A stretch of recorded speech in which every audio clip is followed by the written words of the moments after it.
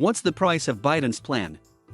Democrats' drive for zeroWhat will it cost to enact President Joe Biden's massive expansion of social programs. Congress has authorized spending up to $3.5 trillion over a decade, but Biden is prodding Democrats to fully cover the cost of the legislation by raising taxes on corporations and the wealthy, negotiating the price of prescription drugs, and dialing up other sources of federal revenues such as increased IRS funding.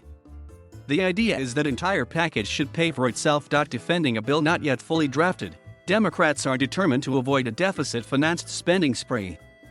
They are growing frustrated by the focus on the proposed $3.5 trillion spending total, arguing far too little attention is being paid to the work they are doing to balance the books. Biden on Friday said he would prefer the price tag described as zero. "We pay for everything we spend," Biden said at the White House.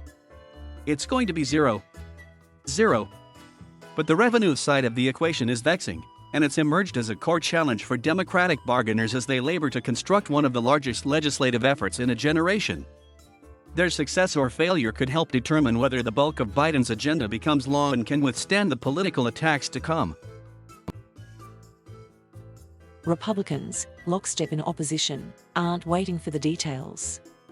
They've trained their focus on the $3.5 trillion spending ceiling set by Democrats, pillorying that sum as fiscally reckless, misguided, big government at its worst. The radical left is pushing in all their chips. They want to use this terrible but temporary pandemic as a Trojan horse for permanent socialism, Senate Republican leader Mitch McConnell of Kentucky said Thursday. Trillions upon trillions more in government spending when families are already facing inflation. Part of the problem for Democratic leaders is the lack of a consensus about which programs to fund and for how long. House Speaker Nancy Pelosi, D-Caliph, and Senate Majority Leader Chuck Schumer, Den.Y, acknowledge the price will likely come down and say they have a menu of revenue raises to pay for it. But without certainty on what initiatives will be included, no final decisions can be made. "This is not about price tag," Pelosi said Thursday. "This is about what's in the bill." Biden and administration officials stress the plan is as much about fairness as dollars and cents. By taxing the wealthy and corporations, they hope to fund paid family leave and child tax credits that help those reaching for the middle class, all while adopting environmental and economic policies that help the US compete with China. But the haggling over a final spending target is overshadowing the policy goals they are trying to achieve. Washington Representative Pramila Jayapal, a lead negotiator for House progressives, said Friday that reporters should not depict the measures costing trillions of dollars when the accompanying proposed tax increases would cover the cost. "I just believe that this is going to be a $0 bill. That's the number one priority," she said. Sharon Parrott, president of the Center on Budget and Policy Priorities, the liberal think tank based in Washington, warned Democrats that emphasizing the $3.5 trillion figure could detract from what they are trying to achieve. The debate so far has been overly focused on a single number, the $3.5 trillion in gross new investments over the next 10 years, including both spending increases and tax cuts, that may be included in the package, Parrott wrote in an August blog post. True fiscal stewardship requires a focus on the net cost of the package and, even more fundamentally, a focus on the merits of the investment and offset proposals themselves. What Biden is really pushing are two goals that can easily come into conflict.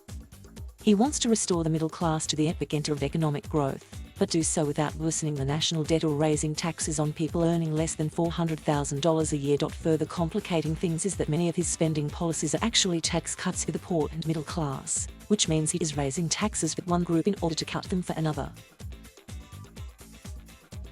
Democrats also have to contend with how the measures are assessed by the Congressional Budget Office, the final arbiter of how the legislation will affect the federal balance sheet. The Democrats expanded child credit and dependent care credits, enacted earlier this year, that counted as costs in a CBO score. Biden wants to extend these programs as part of the budget, which he is now arguing amounts to one of the largest middle-class tax cuts in US history. "It's reducing taxes, not increasing taxes," Biden said Friday. It's not entirely clear whether Biden's claim of zero cost is feasible under the 10-year outlook used by the CBO to assess the economic impacts of legislation. Biden's own budget officials earlier this year estimated that his agenda would increase the national debt by nearly $1.4 trillion over the decade. Biden on Friday described the multi-tiered talks with legislators as at a stalemate. More meetings are expected in coming days. In the evenly split Senate, key Democratic senators such as West Virginia's Joe Manchin and Arizona's Kyrsten Sinema have qualms about the total spending. Democratic moderates are jockeying for advantage against their liberal counterparts. With time running short, Biden is asking for more patience to get the numbers right so that the votes will follow.